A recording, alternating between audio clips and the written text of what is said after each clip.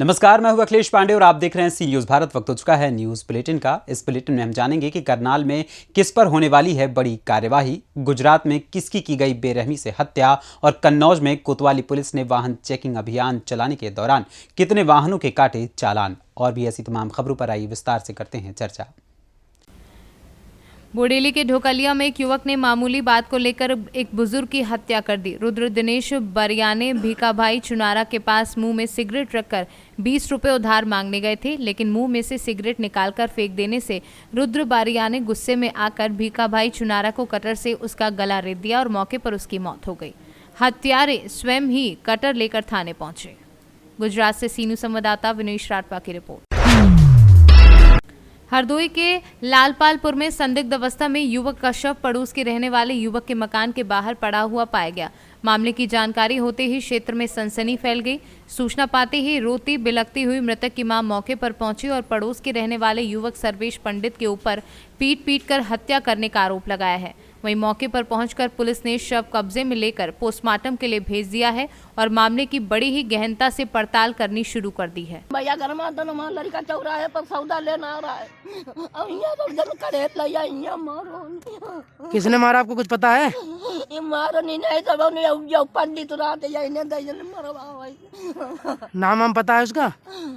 नाम क्या है? नाम है कोई सर्वेश ये पंडित मुरा। ये घटना कितने बजे की, रात की दिन की? रात के रही। हाँ, रात में भैया हवा चंद रहा तब हमें खांसी आ रहा था। हम कहीं कनाटा नाटा मोई आई भाई कहीं यहाँ दाई जरा न करे लेकिन मारो नहीं आए तब कनाटा में हाई आई नहीं तब कहूँ उनु आई आई आज लगा मारे लड़का का कने तब कोई नीला पड़ू नहीं छुआ। हरदोई से सीनू संवाददाता राशिद की रिपोर्ट। कन्नौज कोतवाली ने बुधवार की शाम 5 बजे चेकिंग अभियान चलाया। 20 वाहनों के काटे चालान। वहीं वाहन चालकों को यातायात का पालन करने की हिदायत दी। इन दिनों जनपद में यातायात नियमों को ताक पर रखते हुए लोग वाहन चला रहे हैं। ऐसे में पुलिस अधीक्षक कुमार अनुपम सिंह ने जनपद में सघन चेकिंग अभियान चलाने के निर्देश दिए थे, जिसको लेकर सदर कोतवाली पुलिस कन्नौज कोतवाली के सामने चेकिंग अभियान चलाया। कन्नौज से सीनू संवाददाता सीबू सैनी की रिपोर्ट। इंद्री में करनाल लाडवा रोड पर एक ग्रीन बेल्ट में बने अवैध शोरूम पर गुरुवार को डीटीपी ने पीला पंजा चलाया। डीटीपी की इस कार्यवाही से क्षेत्र के भू माफियाओं में हड़कंप मच गया। गुरुवार को डीटीपी गुंजन वर्मा दलबल के साथ इंद्री लाडवा रोड पर ग्रीन बेल्ट में बनी अवैध कॉलोनी में पहुंची और 4 से 5 के करीब शोरूम को ध्वस्त किया। उन्होंने साफ तौर पर कहा कि किसी भी सूरत में अवैध कॉलोनियों को पनपने नहीं दिया जाएगा। डीटीपी की इस कार्यवाही क्षेत्र में कॉलोनाइजरों में दहशत का माहौल बना है। हाईकोर्ट के आदेश पर ध्वस्त किए गए शोरूम की कार्रवाई जो है, जो आगे आपको शोरूम बने हुए दिख रहे थे, ये रिस्ट्रिक्टेड बेल्ट में बने हुए शोरूम्स हैं और 9 जुलाई 2013 के हाई कोर्ट के ऑर्डर्स हैं। स्ट्रिक्टली उसके ऑर्डर्स के तहत कमेटी बनाई गई है, सब कमेटी बनाई गई है, जिसमें नोडल ऑफिसर एसटीपी हैं, सीनियर टाउन प्लानर। और उस कमेटी को इसीलिए बनाया गया है, जो अनऑथराइज्ड कंस्ट्रक्शंस हैं ग्रीन बेल्ट में, उनको रोकने के लिए बनाया गया है। तो इसी उसमें कार्रवाई करी गई है। शेड्यूल रोड पे ग्रीन बेल्ट में कोई भी कंस्ट्रक्शन जो है अलाउड नहीं है। तो बिल्कुल कार्रवाई होगी। जनवरी के महीने में मंथ में हमारे डिमोलिशन जो है अप्रूव्ड हैं प्रोग्राम्स डीसी सर के उसमें चेयरमैनशिप में, तो कार्रवाई ज़रूर होगी। जिस तरीके से उन लोगों के खिलाफ भी यही कार्रवाई चलेगी, यही अभियान चलेगा। जैसे आप देख ही रहे हैं आज इतनी बड़ी कार्रवाई हुई है। ये है करीबन 1 एकड़ से ज़्यादा की अधिक कॉलोनी का एरिया है। इसमें कार्रवाई जितनी तरीके से करी। करनाल से सीनू संवाददाता बिंदर शर्मा की रिपोर्ट। खबर मध्य प्रदेश के रीवा जिले के सिरमौर जनपद के अंतर्गत उमरी ग्राम पंचायत से है, जहां पर गौशाला निर्माण कार्य का निरीक्षण जिला पंचायत अध्यक्ष नीता कोल ने किया। निरीक्षण के दौरान जिला पंचायत अध्यक्ष से ग्राम पंचायत के लोगों द्वारा बताया गया कि यह निर्माण कार्य कई दिनों से चल रहा है और गौशाला का निर्माण कार्य अब तक पूरा नहीं हो पाया है। वहीं ग्रामीणों के द्वारा जिला पंचायत अध्यक्ष नीता कोल को बताया गया कि गौशाला निर्माण कार्य में होने वाली सामग्री का घटिया प्रयोग किया जा रहा है, जिसमें संबंधित विभाग की लापरवाही भी सामने आई है। रीवा से सीनू संवाददाता अर्जुन तिवारी की रिपोर्ट। एटा महोत्सव 2023 का हुआ भव्य शुभारंभ। डीएम, एडीएम व अन्य प्रशासनिक अधिकारियों ने पूरे विधि विधान के साथ 11 कुंडीय हवन पूजन के साथ किया एटा महोत्सव का शुभारंभ। इस बार एटा महोत्सव की थीम एटा एक रंग अनेक की तर्ज पर की गई, जिसमें जलेसर एटा के प्रसिद्ध घुंघरू और घंटी उद्योग को वरीयता दी गई है। इस बार के एटा महोत्सव में कई प्रकार के बड़े झूले, बच्चों के लिए कई प्रकार के स्टॉल लगाए गए हैं। कोरोना की गाइडलाइंस का पालन करते हुए लोगों को मास्क और सैनिटाइजर भी दिया जाएगा। आज हवन हुआ है, तो क्या कहना चाहेंगे इस प्रदर्शनी के बारे में? 5 जनवरी 2023 को एटा महोत्सव का कृषि एवं औद्योगिक विकास प्रदर्शनी का यहाँ पे शुभारंभ किया गया है। आप लोग सब लोग जानते हैं कि एटा महोत्सव प्रदर्शनी जो है वो हर साल आयोजित की जाती थी, लेकिन पिछले 3 वर्षों से ये प्रदर्शनी का आयोजन नहीं किया जा सकता था कोविड के कारण। इस बार इसलिए इसको और भव्य रूप देने का प्रयास किया गया कि जिससे पब्लिक के लोग, जनता के लोग अधिक से अधिक हम लोगों से जुड़े। यहाँ पे जो मुख्य थीम रखी गई है वो है हमारा ODOP जो प्रोडक्ट है, 1 डिस्ट्रिक्ट 1 प्रोडक्ट के अंतर्गत घुंघरू घंटी का प्रचार प्रसार की योजना बनाई गई है। इसके अलावा चिकोड़ी पे विशेष बल दिया जा रहा है कि चिकोड़ी उत्पाद को हम लोग कैसे और अधिक बढ़ावा दें। इसके अलावा जो मोटे अनाज का जो हम लोग वर्ष मना रहे हैं, जो माननीय प्रधानमंत्री जी के नेतृत्व में, उसको भी यहाँ पे प्रोत्साहित किए जाने की पूरी योजनाएं हैं। इसके अलावा जो विभिन्न विभाग हैं, सभी लोग यहाँ पे अपने स्टॉल लगा रहे हैं और जो कार्य उनके द्वारा किए जा रहे हैं, जो योजनाओं का लाभ जनता को दिया जा रहा है, सभी का यहाँ पे प्रचार प्रसार इस महोत्सव के द्वारा किया जाएगा। इसके अलावा विभिन्न सांस्कृतिक कार्यक्रमों का आयोजन भी इस महोत्सव के अंतर्गत किया जाएगा और पूरे 1 महीने तक ये कार्यक्रम चलेगा। मैं आपके माध्यम से सभी जो जनपदवासी हैं उनसे अनुरोध करूँगा कि आप लोग भी अपने परिवार के साथ यहाँ पे अवश्य आइए और इसको आके एक बार अवश्य देखिए। आपकी प्रदर्शनी में मेरा गांव मेरा देश के एक थीम है जो आप बना रहे हैं, तो इस टाइप की जो थीम जो गांव के लोगों को कनेक्ट करती है, कुछ और भी प्रयोग में लाई जा रही हैं? हम लोगों ने इस बार प्रदर्शनी में विभिन्न जो एरिया है हमारे उसको डिवाइड किया है। उसमें से एक एरिया जो हम लोगों ने मेरा गांव मेरा देश के रूप में रखा है, जहां पे जो ग्रामीण परिवेश के जो चीज़ें हैं उनको वहां पे दिखाए जाने का प्रयास किया जा रहा है। इसके अलावा कृषि से संबंधित बहुत सारे स्टॉल यहां पे लगाए जा रहे हैं, जिनमें खास तौर पे मोटे अनाज पे फोकस किया जा रहा है कि जिससे किसानों की आय दोगुनी। और एटा से सीनू संवाददाता कौशल प्रताप सिंह की रिपोर्ट। फिरोजाबाद के थाना रामगढ़ पुलिस व क्राइम ब्रांच टीम द्वारा 10-10 हज़ार के इनामिया 3 शातिर चोरों को किया गया गिरफ्तार, जिनके कब्जे से अलग अलग स्थानों से चोरी किया गया माल बरामद कर घटनाओं का सफल अनावरण किया गया है। देखिए, डीजीपी महोदय के द्वारा पूरे प्रदेश में जो इनामी अपराधी हैं उनकी गिरफ्तारी का अभियान चल रहा है और इसी अभियान के क्रम में जनपद फिरोजाबाद की रामगढ़ थाने की पुलिस ने 3 शातिर इनामी अपराधियों को गिरफ्तार किया है। ये तीनों शातिर चोर नकबजन हैं। इनके ऊपर 10-10 हज़ार रुपये का इनाम था। इनके पोजीशन से काफ़ी कुछ जो स्टोलन प्रॉपर्टी है वो भी रिकवर की गई है और इसमें इनको भी जेल भेजा गया है। अग्रिम वैधानिक कार्रवाई की जा रही है। फिरोजाबाद से सीनू संवाददाता सन्नेश कुमार गुप्ता की रिपोर्ट।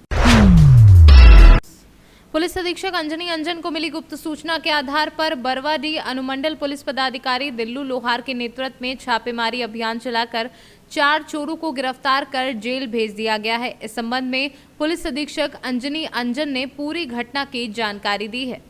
में लातेहार, रांची, लोहरदगा और पलामू जिले में एक और आसपास के एरियाज़ में एक चोरी करने का गिरोह था जो सक्रिय था।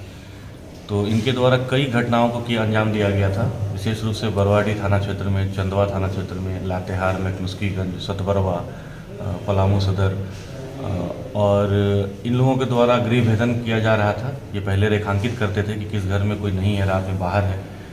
मोस्टली ये लोग रेलवे के जो एम्प्लॉइज़ हैं जो रात में बाहर रहते हैं अपनी ड्यूटी में, या कोई और भी लोग जिनके बारे में ये रेकी करते थे कि वो घर में नहीं है, तो गृह भेदन करते थे और चोरी कर रहे थे।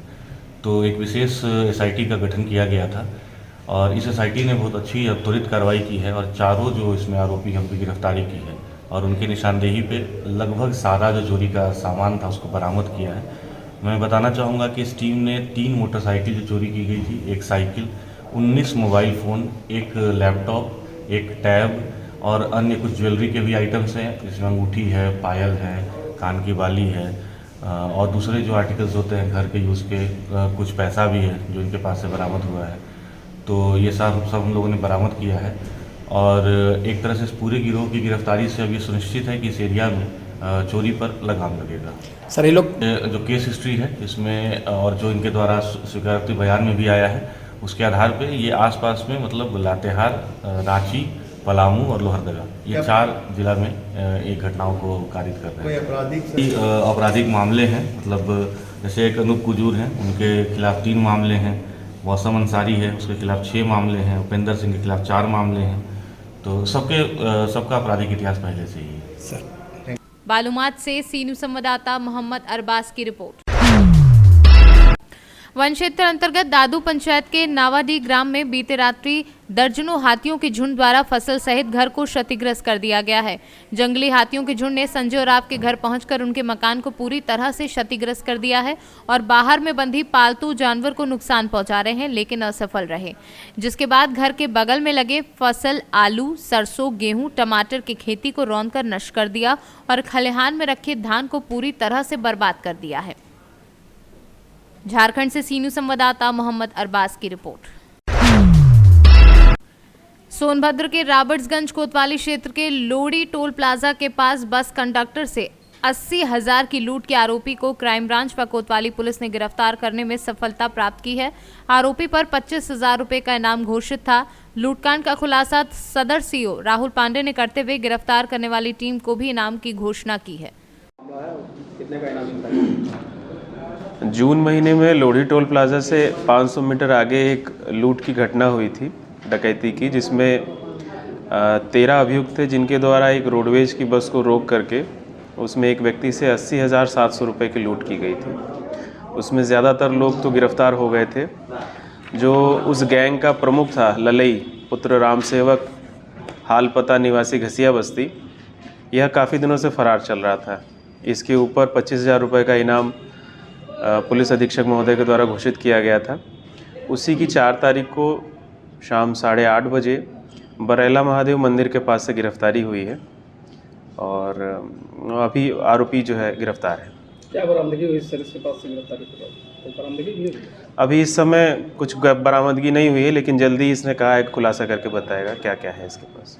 तो इस मामले में कितने लोग आरोपी थे? कुल 13 लोग आरोपी थे। 13 नामजद अभियुक्त थे जो कि इसकी गैंग के ही सदस्य थे और इनके विरुद्ध गैंग पंजीकरण की भी कार्रवाई हुई है और गैंगस्टर की भी कार्रवाई। तो सभी आरोपी गिरफ्तार किए गए? हाँ, अब इस मामले में सभी आरोपी गिरफ्तार हैं। मुकदमा अपराध संख्या 407/22 सभी। ये लगभग 6 माह हो गए, 6 माह से। सोनभद्र से सी न्यूज़ संवाददाता मुस्ताक अहमद की रिपोर्ट। अंतराम टोल परिसर में राष्ट्रीय सड़क सुरक्षा माह के 1 माह के कार्यक्रम का शुभारंभ किया गया, जिसमें कार्यक्रम के मुख्य अतिथि सदर विधायक गुड़िया कठेरिया, जिलाधिकारी औरैया प्रकाश चंद्र श्रीवास्तव, पुलिस अधीक्षक औरैया, अधिशासी अभियंता PWD व अन्य लोग मौजूद रहे। इस कार्यक्रम का शुभारंभ मुख्य अतिथि विधायक सदर द्वारा दीप प्रज्वलन करके किया गया और इसके उपरांत कार्यक्रम में यातायात के नियमों को अपने जीवन चर्या में अपने और पालन करने के लिए कार्यक्रम में आए हुए सभी वक्ताओं और वरिष्ठ अधिकारियों और मुख्य अतिथि द्वारा आवश्यक दिशा निर्देश दिए गए।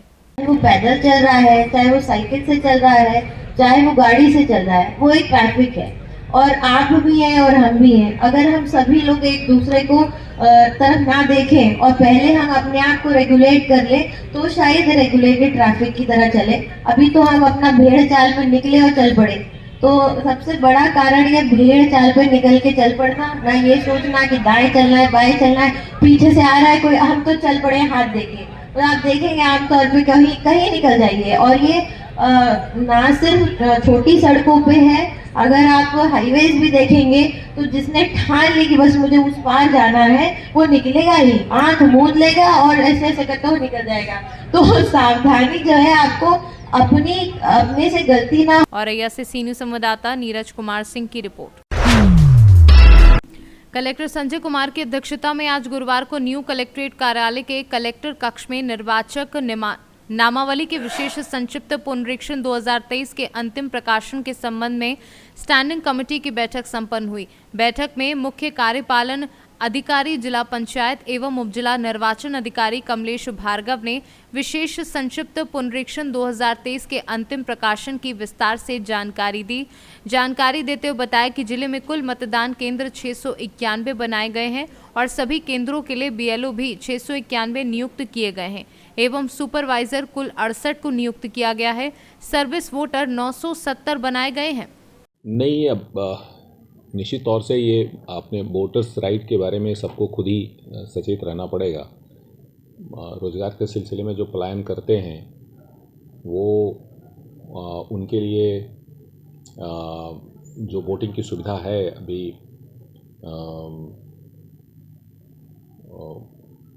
अपना पोस्टल बैलेट को लेकर करके फ़िलहाल तो वो सुविधा है।